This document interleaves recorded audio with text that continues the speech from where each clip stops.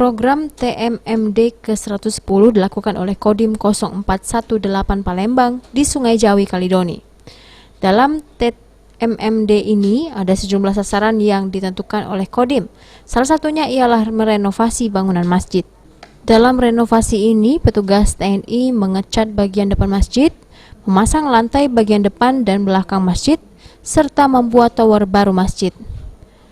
TMMD yang dilakukan oleh Kodim 0418 Palembang ini sebagai bentuk kepedulian TNI terhadap warga dan bisa memajukan Sungai Jawi ke depan, baik itu dari fisik maupun juga Jawi maupun juga non-fisik.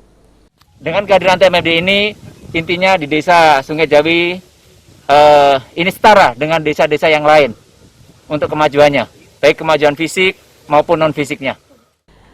Selain melakukan renovasi dan membangun sejumlah fasilitas umum yang ada di Sungai Jawi, Kaledoni, dalam TMMD ke-110 ini nantinya juga dilakukan penyuluhan tentang bela negara terhadap generasi muda yang ada di Sungai Jawi, Kaledoni.